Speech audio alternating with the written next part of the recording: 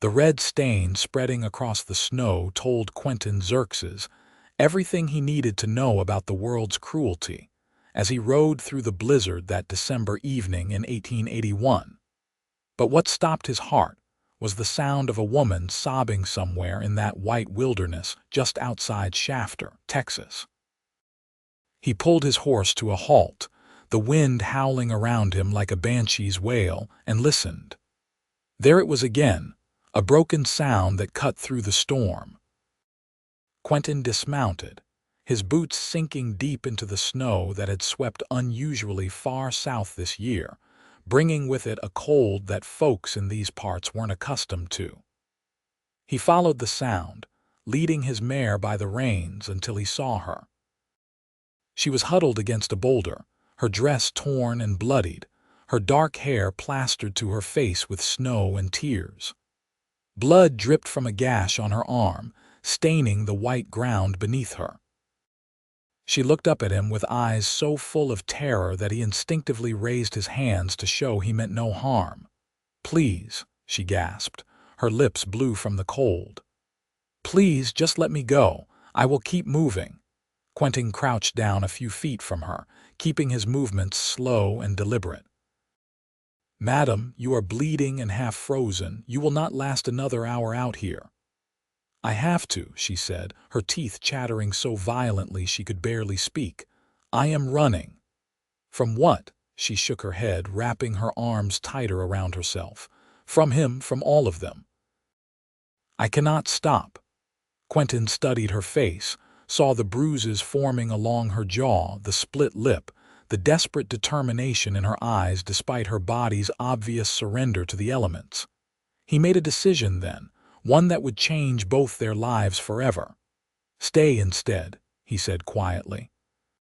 "What, stay?"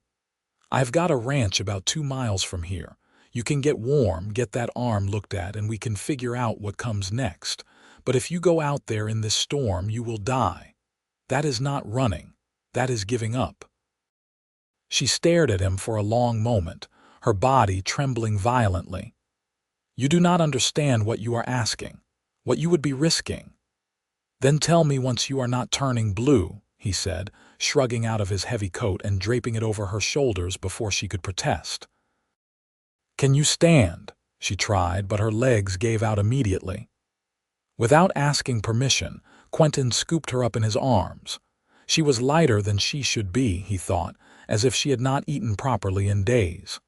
She did not fight him, which told him just how close to collapse she truly was.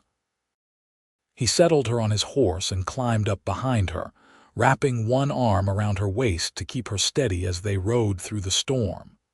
She leaned back against his chest, and he could feel the violent shivers racking her body. He urged his mare faster, knowing every minute counted. The lights of his ranch house appeared through the snow like a beacon, and he had never been more grateful for home. He had built this place with his own hands over the past 3 years, a modest but sturdy 2-room cabin with a good fireplace and a barn for his horses. It was not much, but it was his, and right now, it might be the difference between life and death for the woman in his arms. He dismounted and carried her inside, kicking the door shut behind them. The fire had burned down to embers, but the house was still warmer than outside. He laid her gently on his bed and went to stoke the fire, adding logs until flames roared back to life. "I need to get you out of those wet clothes," he said, not looking at her. "I will turn my back and you can put on some of my things. They will be too big, but they are dry and warm." He pulled out a clean shirt and a pair of woolen pants from his trunk, setting them on the bed beside her. Then he turned his back and heard her fumble with her frozen clothing. It took a long time, her movements slow and clumsy, but eventually she spoke. "I am done." He turned and saw her swimming in his clothes, looking young and vulnerable and utterly exhausted. "Now let me see that arm."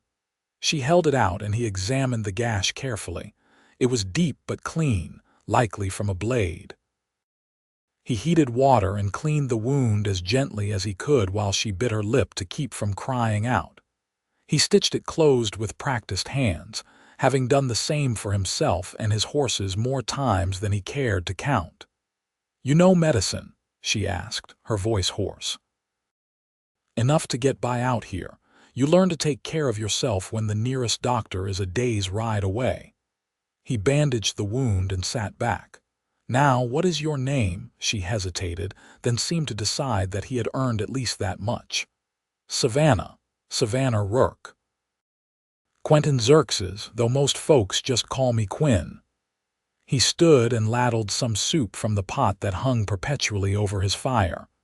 "When did you last eat?" "2 days ago, I think.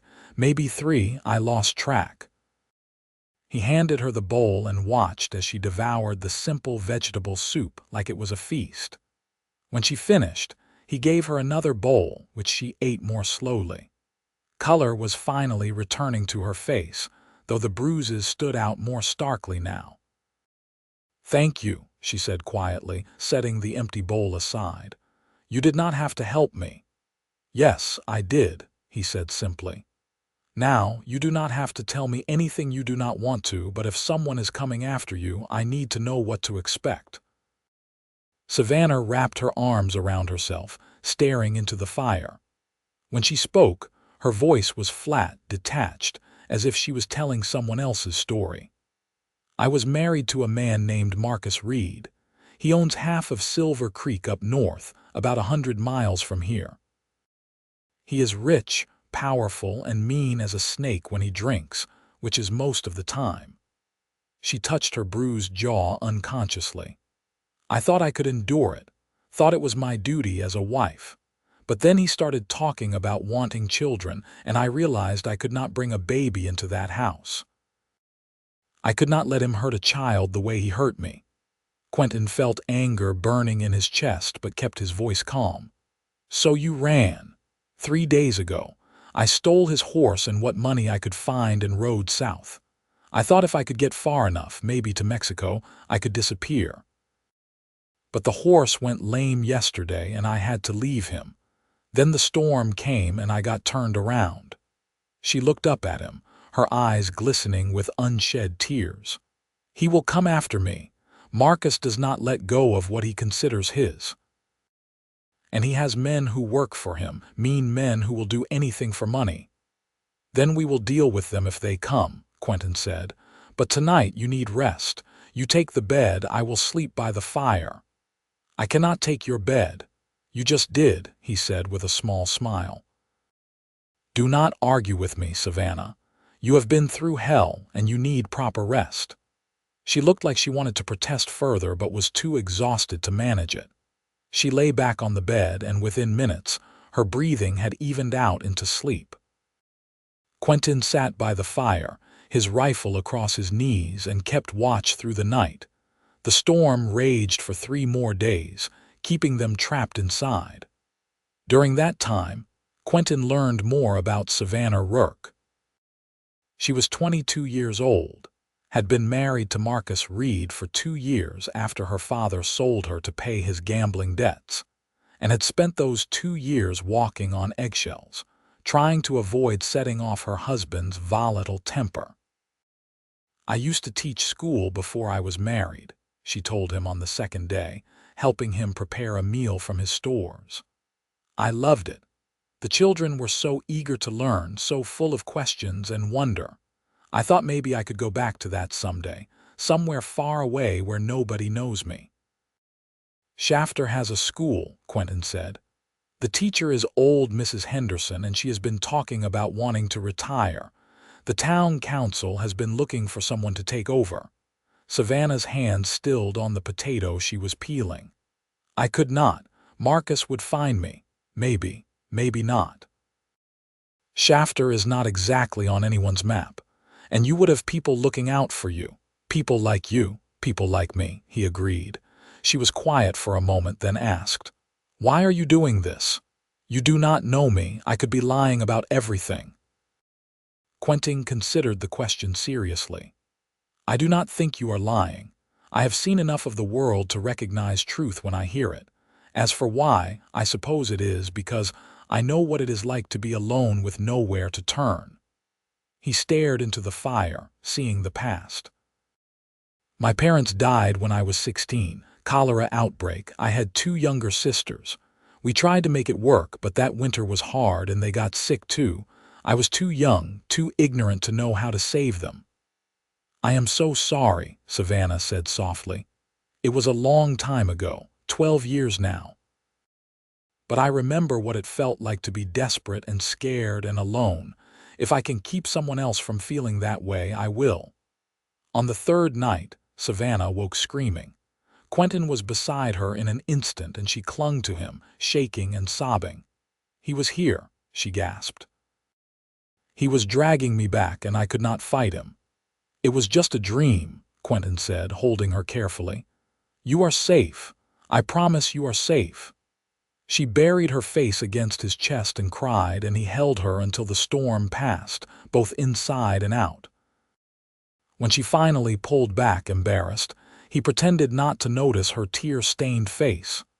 Tell me about your ranch, she said, clearly trying to change the subject. How did you end up here? So he told her about drifting south after his sisters died, working cattle drives and odd jobs, saving every penny until he had enough to buy this land. He told her about building the cabin with his own hands, about the small herd of horses he was breeding, about his dreams of expanding into cattle ranching someday. It sounds like a good life, she said. Peaceful. It is, lonely sometimes, but good. He looked at her in the firelight. It could be less lonely. Savannah met his eyes and something passed between them, an understanding, a possibility, but she shook her head gently. I cannot let you take that risk.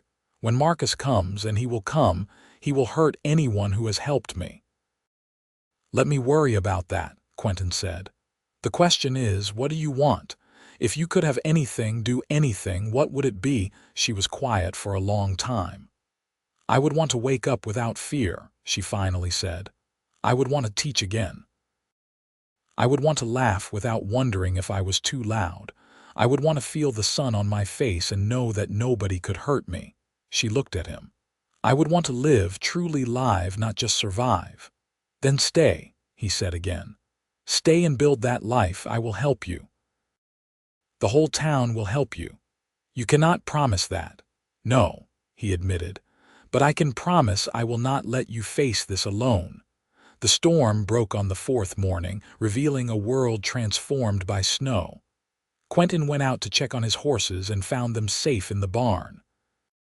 When he returned, Savannah had made breakfast and was staring out the window at the white landscape. It is beautiful, she said. We never got snow like this up north. It is rare here too, maybe once every 5 years or so. He hung up his coat. The roads will be clear enough to travel in a day or two. To where? Town if you want, or I can get you supplies to keep going south. Savannah turned to face him. What if I wanted to stay? Here, I mean, at your ranch. Quentin's heart kicked against his ribs. I would be lying if I said that was not what I was hoping. But, Savannah, you need to know what you would be getting into. This is a hard life, and if your husband does come, there could be trouble. There will be trouble no matter where I go, she said. At least here I would not be alone. No, he agreed quietly. You would not be alone. She smiled then, the first real smile he had seen from her, and it transformed her face completely. He saw the woman she must have been before Marcus Reed broke her spirit, bright and strong and full of life. He wanted to see that smile every day for the rest of his life. Then I will stay, she said. If you will have me. I will have you, he said, and meant it with every fiber of his being. The arrangement they worked out was simple and proper. Savannah would sleep in the bed, and Quentin would sleep by the fire. She would help around the ranch in exchange for room and board, and when the spring came, she would apply to take over the teaching position. They would tell anyone who asked that she was his cousin from back east, seeking a fresh start after her family died. It was close enough to the truth. Over the next few weeks, they fell into a rhythm. Quentin taught Savannah how to care for the horses, how to mend tack, how to shoot a rifle. She taught him how to make proper bread, how to organize a household, how to laugh again. They talked for hours by the fire, sharing stories and dreams and fears. One evening in early January, Quentin rode into Shafter to get supplies and spread the word about his cousin. The town was small, just a handful of buildings clustered around the main road, but the people were good folks who looked out for each other. He stopped at the general store first, where Tom Riley was working the counter. "Quinn, have not seen you in a while. Heard you got snowed and pretty bad out at your place." "Sure did. Actually, that is part of why I am here. My cousin came down from the north just before the storm hit. She is going to be staying with me for a while, helping out around the ranch." Tom's eyebrows rose with interest, the way they did whenever there was potential gossip. "Cousin, you say? Did not know you had family still." "Distant cousin," Quentin said smoothly. "Her folks passed recently and she needed a change of scenery. Figured Texas was about as different from Wyoming as you can get." "Wyoming, huh? What is her name?" "Savannah. Savannah Rourke." Using her real first name would help her answer to it naturally, and Rourke was common enough that it should not raise flags.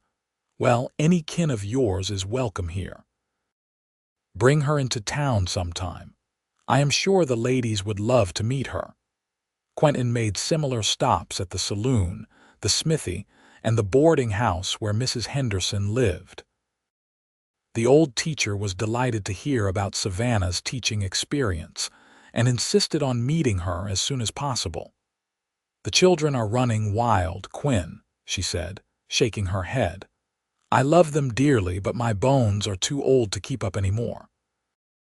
If your cousin is interested in taking over come spring, I would be eternally grateful." When he returned to the ranch, laden with supplies and cautiously optimistic, he found Savannah in the barn, brushing down one of his mares and singing softly. She had filled out a bit in the weeks since he found her, and the bruises had faded to yellow shadows. She looked healthy and, more importantly, happy. "How did it go?" she asked when she saw him. "Better than expected. Mrs. Henderson already wants to meet you about the teaching position." "I think you made her whole year just by existing." Savannah laughed, a sound that never failed to warm him. "That was easy.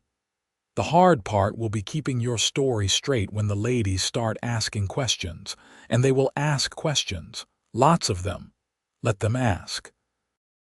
"I have nothing to hide anymore." She paused, then corrected herself. "Well, almost nothing." That night, as they sat by the fire after dinner, Savannah asked him about his life before the ranch. He told her about growing up in Missouri, about his father's work as a blacksmith, about his mother's garden that she tended like it was holy ground. He told her about his sisters, Emma and Caroline, and how Emma used to follow him everywhere while Caroline was always reading books she borrowed from the traveling preacher. "They would have liked you," he said. "Emma would have pestered you with questions about everything, and Caroline would have wanted to talk about books and teaching." "I wish I could have met them," Savannah said softly. "You must miss them terribly. Every day, but it gets easier with time. The grief becomes something you carry instead of something that crushes you." "I hope you are right," she said. "Though I cannot say I will grieve for Marcus much when I am finally free of him." "Has he hurt you in ways beyond what I have seen?" Quentin asked carefully. Savannah was quiet for a moment. "Yes. In every way a man can hurt his wife. I think that is why I had to run when I did. I felt something inside me starting to break, something fundamental, and I knew if I let it break completely, I would never get it back." Quentin reached over and took her hand, a gesture that had become natural between them. "You are stronger than you know, Savannah Rourke. Some days I do not feel very strong. Strength is not about never being afraid or hurt. It is about getting up anyway." He squeezed her hand gently. You got up, you ran. You fought for your life and your future. That is the strongest thing anyone can do. Tears glistened in her eyes, but she was smiling. How did you get so wise, Quentin Xerxes? Hard living and too much time alone with my thoughts, he said, making her laugh through her tears. That night, after Savannah had gone to bed, Quentin sat by the fire and admitted to himself what he had been trying to deny for weeks. He was falling in love with her.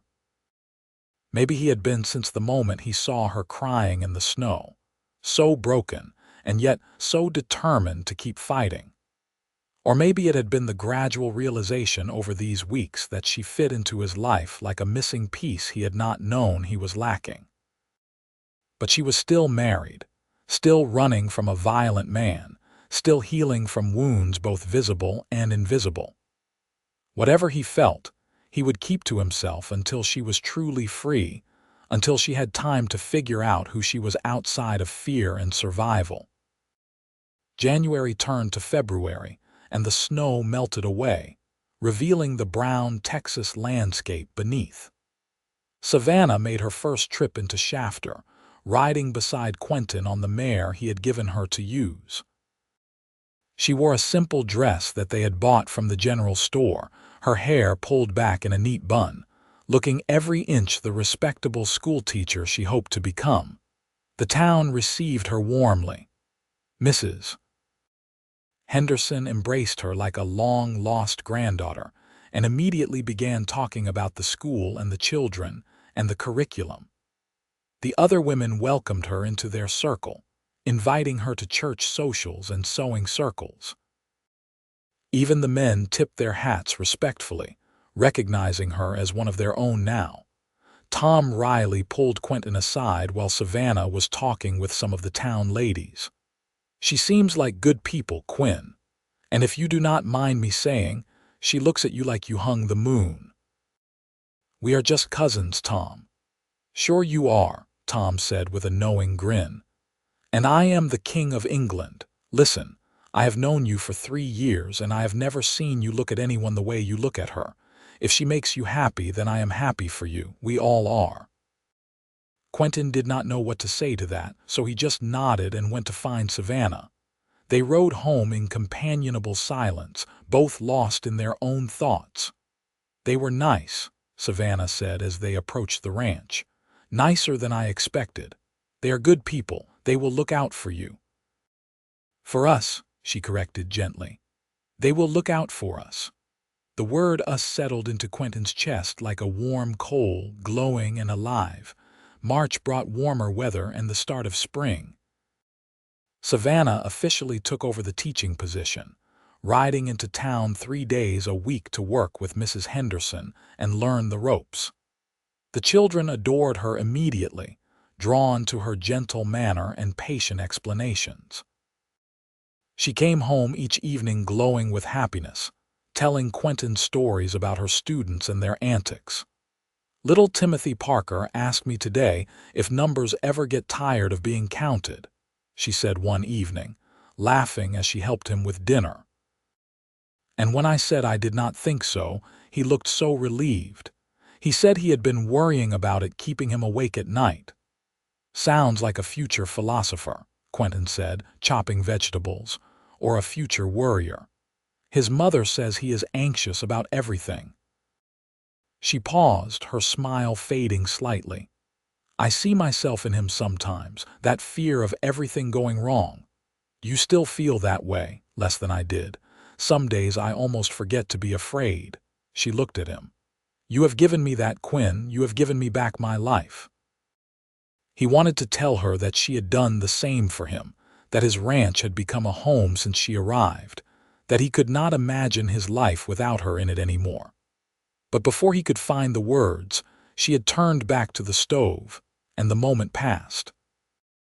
April brought wildflowers, and the news that Mrs. Henderson would be officially retiring at the end of the school year, leaving Savannah as the sole teacher. It also brought a stranger to Shafter, asking questions about a woman matching Savannah's description. Tom Riley rode out to the ranch to warn them. Fellow came into the store yesterday, said he was looking for his wife. Said she ran off a few months back and he was worried about her. Described a woman that could be Savannah, except he said she was from Silver Creek, not Wyoming. Quentin felt ice settle in his veins. What did you tell him? Told him I did not know anything about any runaway wife. Said the only new woman in town was your cousin from back east, and she had come here because her family died.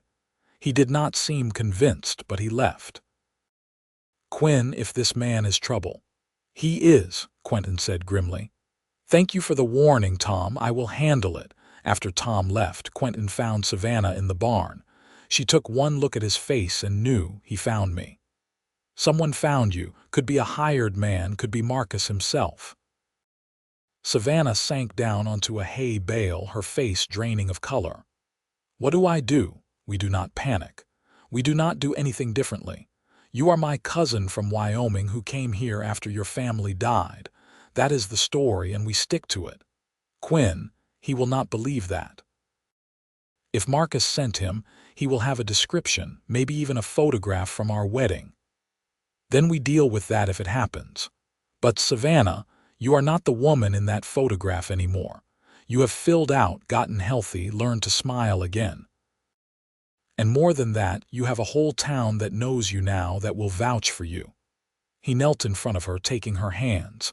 I will not let him take you, I promise you that. I do not want you getting hurt because of me. Too late. I am already invested. He tried to smile to lighten the moment, but she just looked at him with those deep, sad eyes. Why? She whispered. Why would you risk so much for me? Because I love you, he thought. But instead, he said, because it is the right thing to do. The stranger did not return immediately, but his presence hung over them like a storm cloud. Quentin started carrying his rifle everywhere and taught Savannah to shoot with frightening accuracy. They established signals and escape routes, planning for possibilities they hoped would never come. 2 weeks later, on a warm April afternoon, the storm broke. Quentin was in the barn when he heard horses approaching. He grabbed his rifle and stepped outside to see 3 men riding up to his cabin. The man in the lead was tall and broad, with cold blue eyes and a cruel mouth. Quentin knew without asking that this was Marcus Reed. Afternoon, Quentin said evenly, keeping his rifle visible but not yet raised. Can I help you, gentlemen? I think you can, Marcus said, his voice smooth and educated. I am looking for my wife. I have reason to believe she is here. I do not know what you are talking about. There is nobody here but me and my cousin. Your cousin? Marcus smiled, but it did not reach his eyes. That is a convenient story. Mind if I see this cousin of yours? I do mind, actually. She is in town teaching school. But even if she was here, I would not let you disturb her based on nothing more than your hunch. It is more than a hunch. I have been tracking Savannah for months. I know she came this way. I know she was injured. And I know a man matching your description brought a woman matching her description into town a few months back. Marcus dismounted slowly, his hand resting on his gun.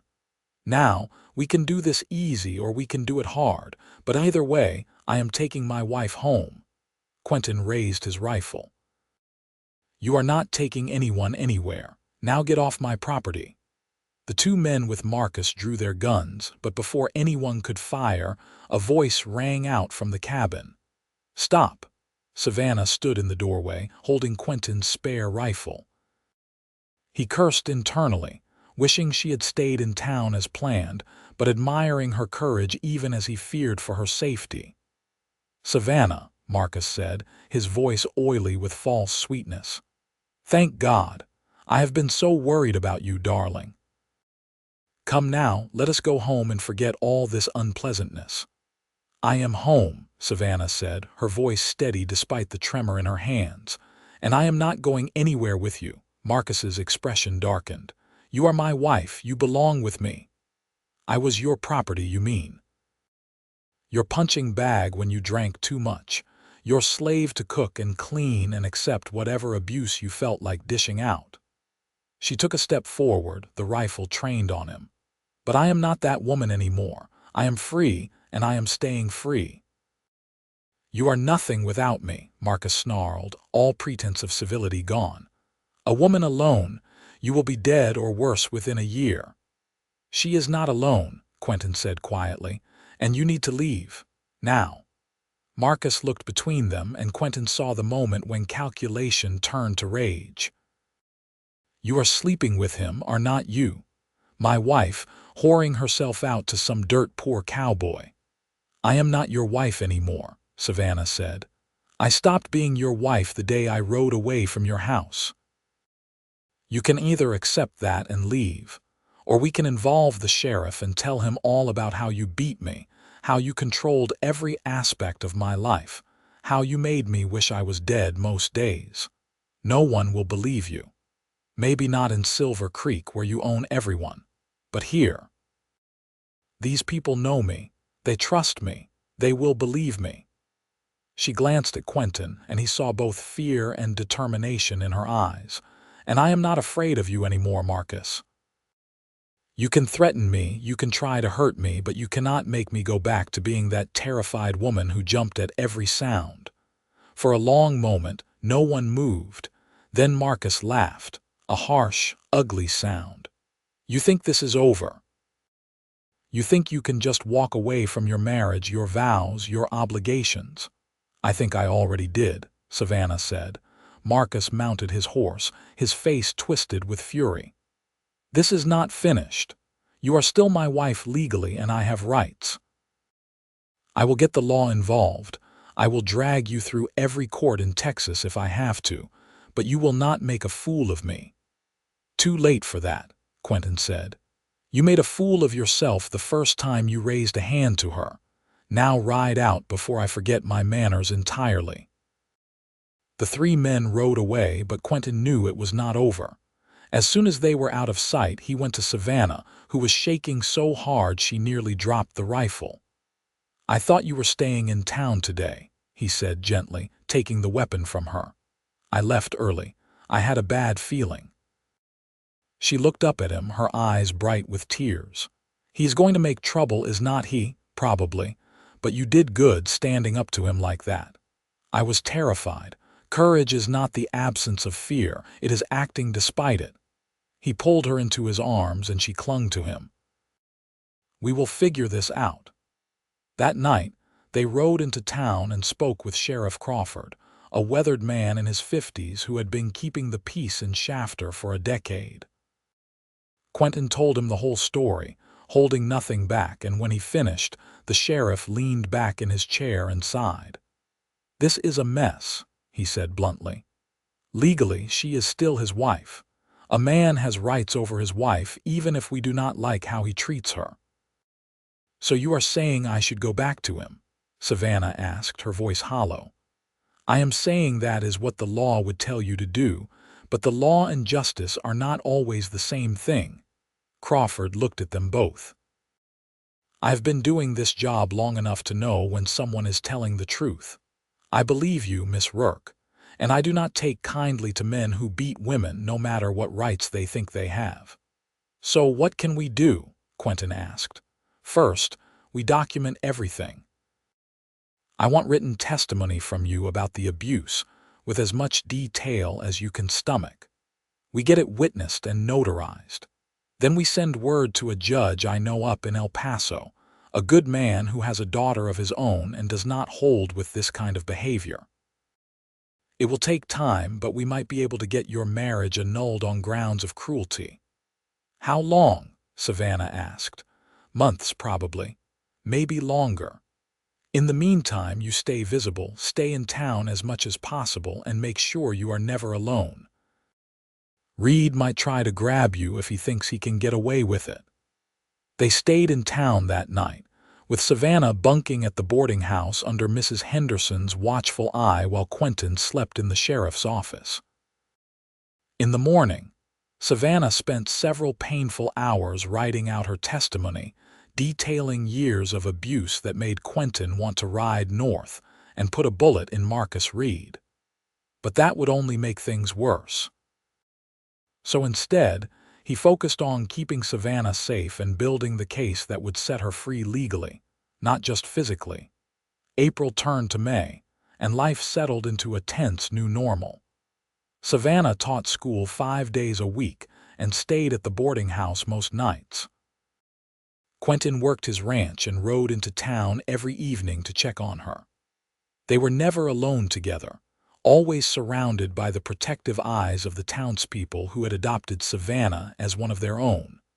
Marcus Reed did not return, but his presence was felt. Letters came from lawyers, threatening legal action. A private investigator showed up asking questions, though he left quickly when Sheriff Crawford made it clear that his nosing around was not welcome. Through it all, Quentin and Savannah's relationship deepened, even as they maintained the fiction of being cousins. They talked every evening, shared meals, walked through town together. He watched her blossom into the teacher she had always meant to be, and she watched him become something more than just a lonely rancher. One evening in late May, they sat together on the boarding house porch, watching the sun set over Shafter. Mrs. Henderson had gone inside, giving them a rare moment of privacy. "I got a letter today," Savannah said quietly, "from the judge in El Paso." Quentin's heart kicked. "And he agreed to hear my case. He wants me to come to El Paso in July for a formal hearing." She turned to look at him, her eyes shining. "He thinks he can annul the marriage, Quinn. He thinks I can be free." "That is wonderful," he said, meaning it with everything in him. "Is it? What happens after? I mean, I know I will keep teaching and I have my life here now, but—" She trailed off, looking uncertain. "But what? But what about us?" She said it so softly he almost missed it. "We have been pretending to be cousins for months, and I do not know if you feel what I feel, but I need to tell you that I love you," Quentin said, unable to hold it back any longer. "I have loved you since the moment you stood up to Marcus with that rifle in your hands, maybe even before that. And if you want there to be in us after all this is over, nothing would make me happier." Savannah's face broke into the most beautiful smile he had ever seen. "I love you too. I think I have loved you since you found me in that snow and offered me a choice instead of an order." He wanted to kiss her, wanted it so badly his hands shook with the effort of holding back. But they were in public and she was still technically married, and he would not do anything that could jeopardize her case. "Soon," he said, as if reading his mind. "When I am truly free, we can stop pretending." "I am going to hold you to that," she said, lacing her fingers through his. June passed in a blur of preparation. Savannah worked with Sheriff Crawford and a lawyer from El Paso to build her case. They gathered testimony from the doctor in Silver Creek, who had treated her injuries, from neighbors who had heard the fights, from a former servant who had witnessed Marcus's abuse. It painted a damning picture of a marriage built on violence and control. Quentin used the time to improve his ranch, adding a second room to the cabin and fixing up everything he could think of. He did not say why, but everyone knew. He was building a home for Savannah, a place where she could be safe and happy and free. The first week of July, they made the journey to El Paso. Sheriff Crawford came with them, along with Mrs. Henderson as a character witness. The trip took 3 days, and they stayed in a modest hotel while they waited for the hearing. The courthouse was an imposing building, and Quentin felt Savannah's hand trembling in his as they walked up the steps. Marcus was there, along with his lawyers, looking confident and smug. But when Judge Morrison called the proceedings to order, that confidence began to crack. The judge listened to testimony for 2 days. He heard from Savannah, who described years of abuse in a steady, clear voice. He heard from the doctor, who confirmed treating her for a broken arm, cracked ribs, and multiple contusions over the course of her marriage. He heard from the neighbor who testified to hearing screams and crashes from the Reed house on numerous occasions. Marcus's lawyers tried to paint Savannah as a hysterical woman, an unfaithful wife, a liar seeking to escape her marital duties. But Judge Morrison was not swayed. On the third day, he delivered his ruling. I have heard enough to convince me that this marriage was not a union of equals, but a prison sentence for Mrs. Reed. The evidence of systematic abuse is overwhelming and undeniable. Furthermore, under the laws of this state, a marriage entered into under duress, which this clearly was given that Mrs. Reed's father sold her to settle debts, can be considered invalid from the start. He looked directly at Marcus. Mr. Reed, you should be ashamed of yourself. The treatment you subjected this woman to is reprehensible and, in some instances, criminal. I am granting Mrs. Reed's petition for annulment. This marriage is declared null and void as if it never existed. Furthermore, I am issuing a restraining order. You are to have no contact with Miss Rourke, as she will now be known. If you violate this order, you will face criminal charges. Do you understand? Marcus's face was purple with rage, but he nodded stiffly. Yes, Your Honor. Then get out of my courtroom. After Marcus and his lawyers left, Judge Morrison called Savannah forward. Miss Rourke, you are free. I hope you use that freedom to build a good life for yourself. I will, Your Honor, she said, tears streaming down her face. Thank you. Outside the courthouse, Savannah collapsed into Quentin's arms, sobbing with relief and joy and the release of months of tension. He held her close, not caring who saw, and whispered, "It is over. You are free." "I am free," she repeated, as if testing the words. "I am actually free." They stayed in El Paso one more night to celebrate. Mrs. Henderson treated them all to dinner at the finest restaurant in town, and for the first time in months, they relaxed completely. Savannah laughed until her sides hurt, and Quentin could not stop looking at her, marveling at the transformation from the broken woman he had found in the snow to this vibrant, joyful person before him. That night, after they had walked Mrs. Henderson back to her room and Sheriff Crawford had gone to the saloon for a well-earned drink, Quentin and Savannah stood together on the hotel balcony, looking out over the city lights. "What happens now?" she asked. "Now we go home to Shafter," Quentin said. "You keep teaching your students. I keep working my ranch, and we figure out the rest as we go." "That sounds perfect." She turned to face him fully. "Kiss me, Quinn. I have been waiting months for this." He did not need to be asked twice. He cupped her face in his hands and kissed her softly, gently, pouring all the love and patience and hope he had been holding back into that single moment. She kissed him back with equal fervor, her arms wrapping around his neck, and it felt like coming home. When they finally broke apart, both breathing hard, she rested her forehead against his. "Marry me," he laughed, surprised. "I thought I was supposed to ask you that." "You can ask me too if you want, but I am asking you first. Marry me, Quentin Xerxes. Make me your wife for real this time. Build a life with me. Grow old with me." "Yes," he said without hesitation. "Yes to all of it. Yes forever." They married in Shafter a month later in a ceremony attended by the entire town. Savannah wore a simple white dress that Mrs. Henderson had made, and Quentin wore his best suit, bought specially for the occasion. Sheriff Crawford stood up with him, and Mrs. Henderson gave Savannah away, having become the grandmother figure she had never had. The vows they exchanged were traditional, but the meaning behind them was anything but. When Quentin promised to love and cherish Savannah, he was promising to never let her feel trapped or afraid again. When Savannah promised to honor and respect Quentin, she was promising to build a partnership of equals, not a relationship of dominance and submission. They honeymooned at the ranch, which Savannah laughingly pointed out was not much different from their regular life. But it was different in the ways that mattered.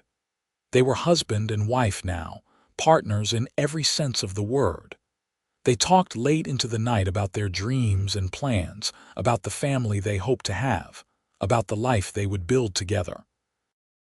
Savannah continued teaching through the following school year, becoming beloved by students and parents alike. She introduced new teaching methods, started a library, and organized community events that brought the whole town together. Quentin expanded his horse breeding operation and even started a small cattle herd with money saved from the sale of some of his finest horses. In the spring of 1883, Savannah discovered she was pregnant. Quentin was overjoyed, but also terrified. He remembered his sisters, remembered how illness had taken them, and he was determined not to lose Savannah or their child. "I am not going anywhere," Savannah assured him when she saw his fear. "I am healthy, the doctor says I am doing fine, and I have you to take care of me. We are going to be okay." She was right. In November of that year, she gave birth to a healthy baby boy they named Daniel after Quentin's father.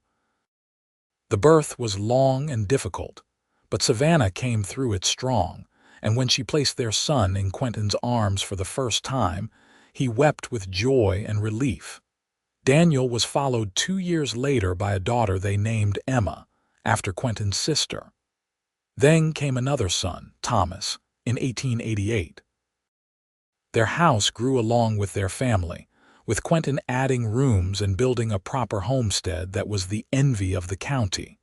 Savannah taught until Emma was born, then took a few years off to focus on their young children. But she never stopped being a teacher at heart. She homeschooled all 3 of their children, and when they were old enough to attend the town school, she returned to teaching part-time. Life was not always easy. There were droughts and hard winters, illness and worry, the 1,000 small struggles that came with ranching and raising children in the Texas wilderness. But through it all, they had each other. They had the love they had fought so hard to build, the partnership that sustained them through everything. One evening in 1895, 14 years after Quentin found Savannah crying in the snow, they sat together on their porch, watching their children play in the yard. Daniel was 13 now, already showing signs of becoming a fine horseman. Emma was 11, bright and bookish like her namesake. Thomas was 7, full of energy and questions. "You ever regret it?" Savannah asked, leaning against Quentin's shoulder. "Picking up that half-frozen woman in the snow. Your life would have been a lot simpler without me. Simpler, maybe, but not better. Never better." He kissed the top of her head. "You are the best thing that ever happened to me, Savannah Xerxes, you and those 3 beautiful children. I would not change a single moment, even the hard ones. Even Marcus and the court case and all that drama, even that. Because it brought us here to this moment, to this life we have built together." He pulled her closer. "I love you more today than I did the day we married, and I will love you even more tomorrow." "You are getting sentimental in your old age," she teased, but her eyes were wet with happy tears. "I am 37. That is not old. It is when you work as hard as you do." She took his hand, running her fingers over the calluses.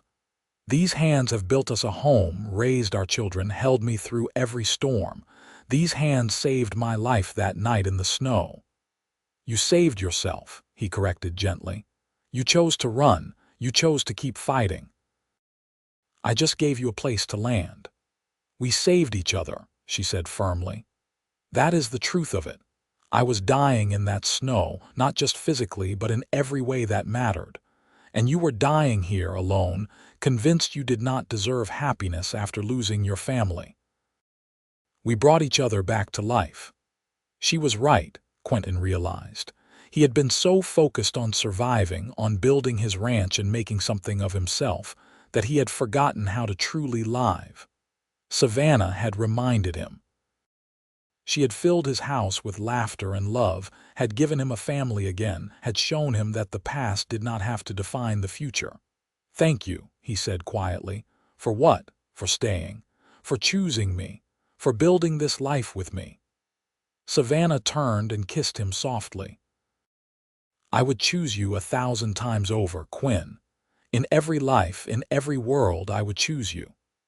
The years continued to pass, bringing both joy and sorrow.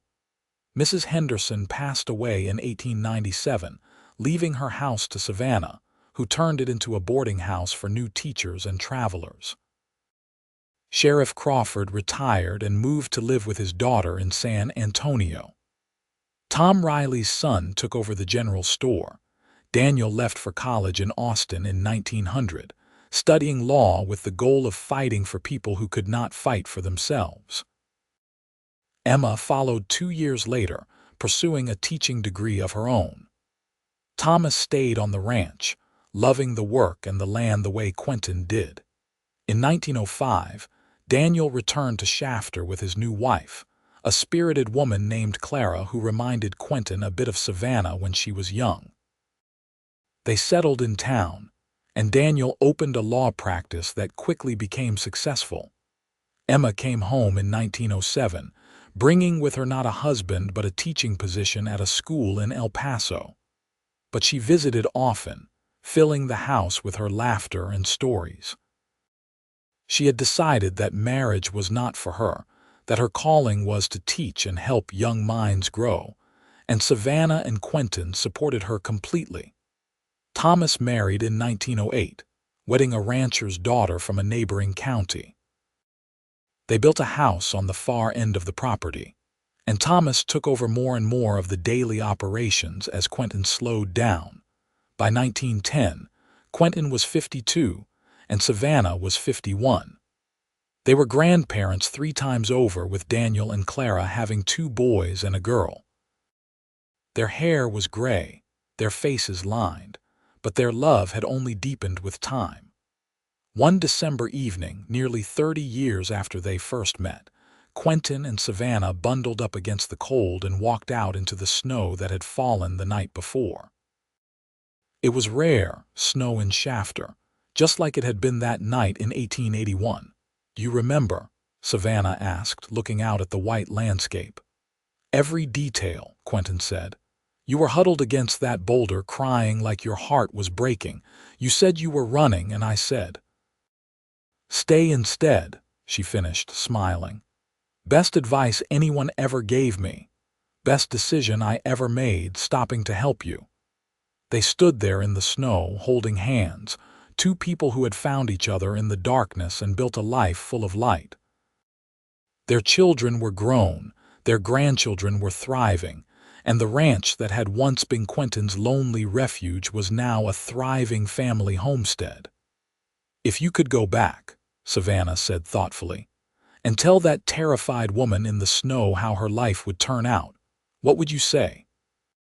Quentin considered the question seriously. "I would tell her that pain is temporary, but love lasts forever. I would tell her that she is stronger than she knows, braver than she believes, and worthy of every happiness.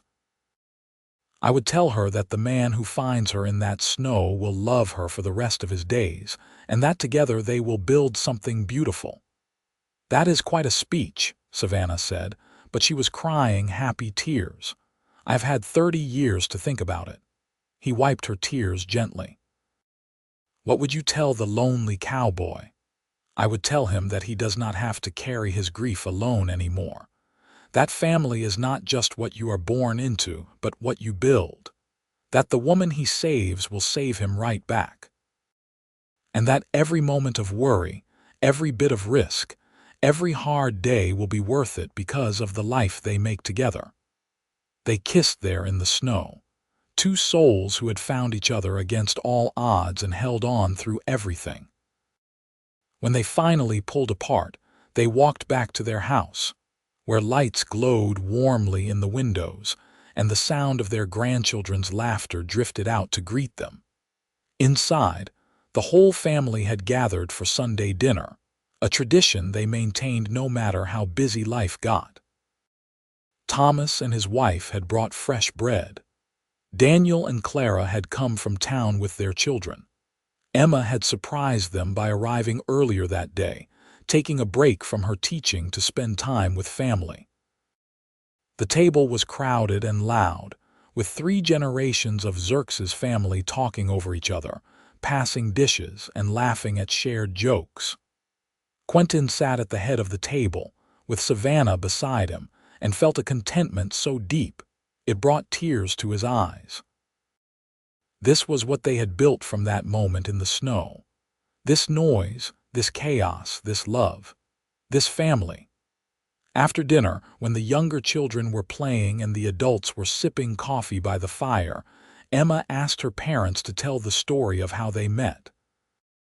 It was a request that came up often, and one that never got old. So Quentin and Savannah told them, taking turns, filling in details, making each other laugh with remembered moments. They told about the storm and the stranger who became a husband. They told about standing up to Marcus, about the court case, about the long road to freedom and love.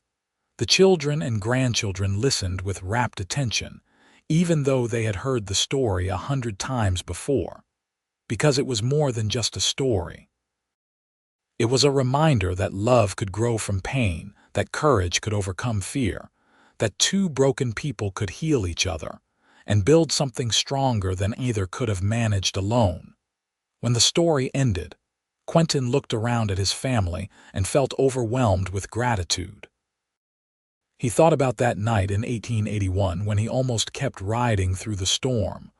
What if he had not heard Savannah crying? What if he had decided it was too dangerous to stop? His entire life would have been different, empty, but he had stopped. He had offered her a choice. And she had chosen to stay. That one decision, made in a moment of compassion, had led to all of this. To 30 years of love, to 3 beautiful children, to grandchildren, to a legacy that would continue long after they were gone. As the evening wound down and families began to head home, Daniel pulled his father aside. "Dad, I have been working on something," he said. "A case about marriage rights and domestic violence. It is based partly on Mom's story, what she went through with Marcus Reed. If I can win it, it could change the law, make it easier for women to leave abusive marriages." Quentin felt pride swell in his chest. "Your mother would be so proud. She already knows. I talked to her about it last week. She gave me permission to use her testimony from the annulment hearing." Daniel smiled. "You 2 did not just save yourselves, you know. Your story has inspired a lot of people, made them believe they could escape bad situations, find better lives." "That was all your mother," Quentin said.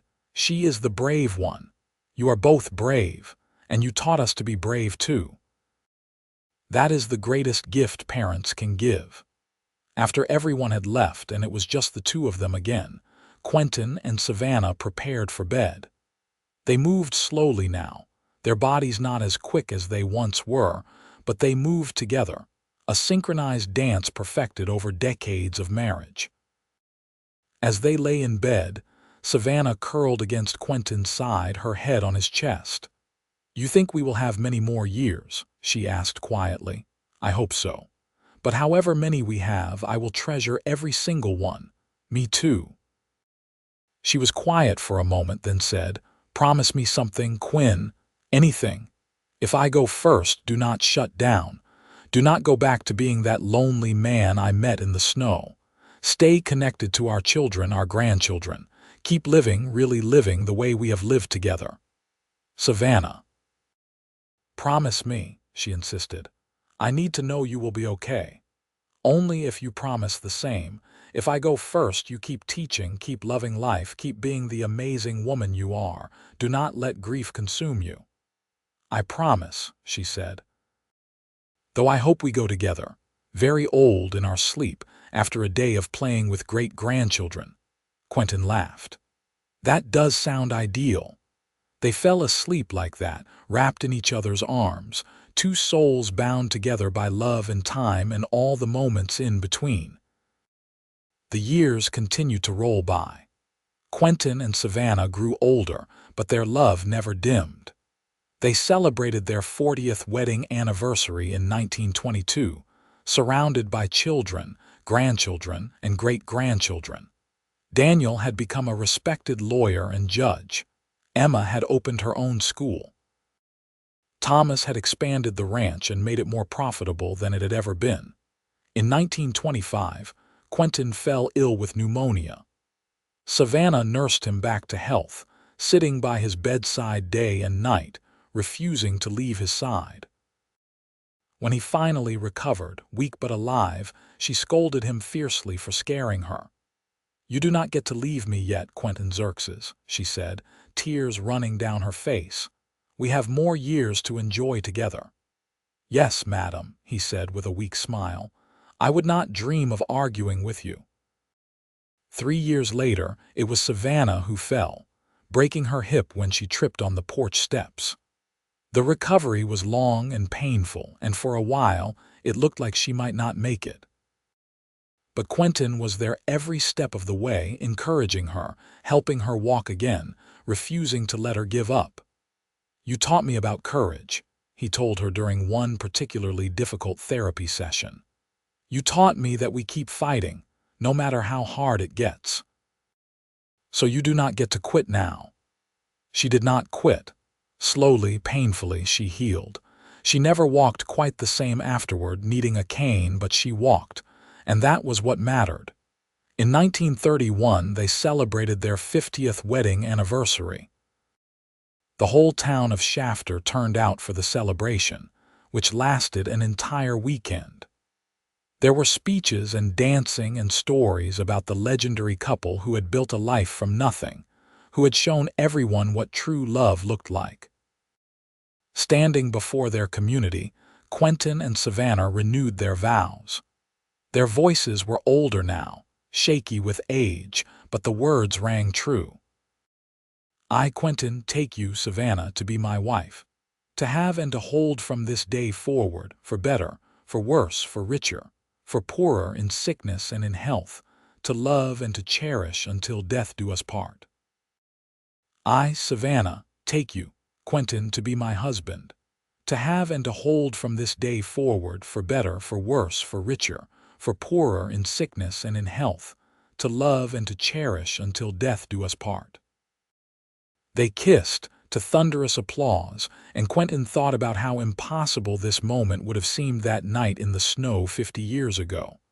How far they had come, how much they had built, how deeply they loved. That night, after the celebrations had ended and they were alone in their bedroom, Savannah took Quentin's hand. "We did it," she said softly. "We built the life I dreamed of that night when you found me. We built something beautiful." "We did," he agreed, "and I would not change a single moment. Not even the hard parts. Especially not the hard parts. They made the good parts that much sweeter." They lived 5 more years. Years filled with more grandchildren and great-grandchildren, with quiet evenings on the porch and loud family dinners, with laughter and love and the deep contentment of a life well lived. On a cold December evening in 1936, 55 years after they first met, Quentin and Savannah sat together in their living room, watching the fire burn low. They were both 77 years old now, their bodies worn but their spirits still strong. "You remember what today is?" Savannah asked. "December 15th, Quentin said. "The anniversary of the day I found you in the snow, 55 years ago, more than half a century."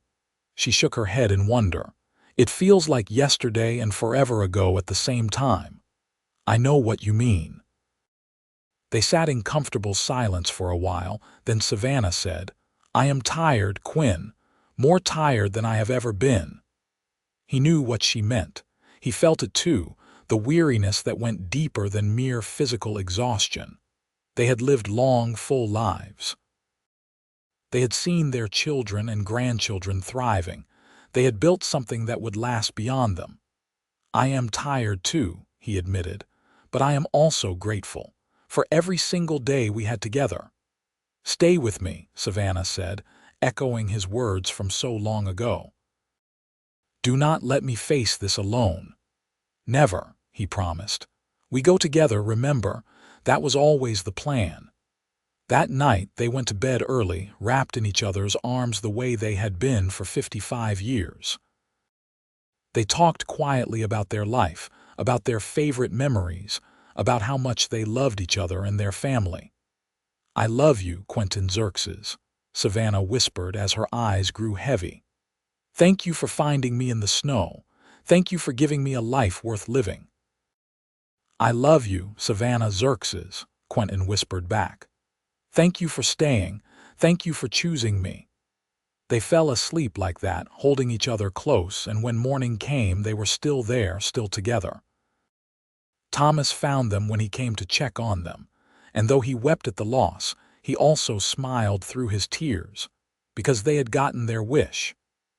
They had gone together, peacefully, surrounded by love, after a long life filled with joy and family and devotion to each other. The funeral was attended by hundreds of people. Not just family, though there were dozens of Xerxes descendants, but also former students, townspeople, ranchers from across the county. Everyone wanted to pay their respects to the couple who had shown them all what true love looked like. Daniel gave the eulogy, speaking about his parents' courage, their devotion to each other, and the legacy they had built. He talked about how his mother had escaped an abusive marriage and found freedom, about how his father had given her a chance at a new life, about how together they had built something that would last for generations. "They taught us that love is not just a feeling," he said, his voice thick with emotion. "It is a choice you make every single day. It is kindness and patience and forgiveness. It is standing by each other through storms, literal and figurative. It is building something together that neither of you could have built alone." They were buried side by side on a hill overlooking the ranch, under a pair of oak trees that Quentin had planted when Daniel was born. Their grave marker was simple but perfect: Quentin Xerxes, 1859–1936, Savannah Rourke Xerxes, 1859–1936, beloved parents, grandparents, and partners. He found her in the snow. She chose to stay together. They built a love that lasted forever. The ranch continued to thrive under Thomas's care, and then his sons, and then his grandsons. The Xerxes name became synonymous with quality horses and honorable dealing throughout Texas. Emma's school in El Paso became one of the most respected in the state, and she never stopped telling her students about the importance of education and independence, lessons she had learned from her mother. Daniel's legal work on domestic violence cases changed laws throughout Texas and eventually influenced national legislation, making it easier for women to escape abusive marriages and start new lives. Their great-grandchildren grew up hearing stories about Quentin and Savannah, about courage and love, and the power of choosing to build something good from pain. Those stories were passed down through generations, becoming family legend, teaching each new Xerxes child about the values their family was built on. And every December 15th, the family gathered at that grave site on the hill, bringing flowers and telling stories, keeping alive the memory of two people who had found each other in the snow and built a love that truly did last forever. Because that is what real love does. It endures. It grows. It creates something bigger than itself. Quentin and Savannah's love had created not just a family, but a legacy of kindness, courage, and compassion that rippled out far beyond what either of them could have imagined that cold night in 1881. The woman who was running found the courage to stay. The lonely cowboy found a partner to share his life. And together, they proved that even in the hardest circumstances, even in the darkest moments, Love can bloom and thrive and create something beautiful that lasts long after we are gone. Their story became a reminder that sometimes the bravest thing we can do is stop running and choose to stay, to fight for happiness, to build a life worth living. That sometimes salvation comes not from escaping alone, but from accepting help, and then using that help to become stronger. Quentin found Savannah crying in the snow. She said she was running. He said stay instead. And in that simple exchange, 2 lives were forever changed, 2 souls were forever joined, and a love story began that would inspire generations. That is the power of choosing love over fear, of offering help instead of judgment, of believing that broken things can be mended and broken people can heal. Quentin and Savannah proved it was possible. They lived it every day of their 55 years together. And their love story, born in snow and hardship, became a testament to the enduring power of compassion, courage, and commitment. They were not perfect people. They made mistakes, had disagreements, faced struggles and setbacks. But they never gave up on each other. They never stopped choosing each other. And in the end, that was what mattered most. Their love was not the easy kind that came without effort. It was the kind that was built day by day, choice by choice, through good times and bad. It was the kind that required courage and forgiveness and patience. It was the kind that lasted. And when Quentin and Savannah passed from this world together, holding each other close, they left behind not just descendants and property, but proof that true love exists, that it is worth fighting for, and that it can transform not just 2 lives but countless others. The cowboy found her crying in the snow. She said she was running. He said stay instead, and that made all the difference.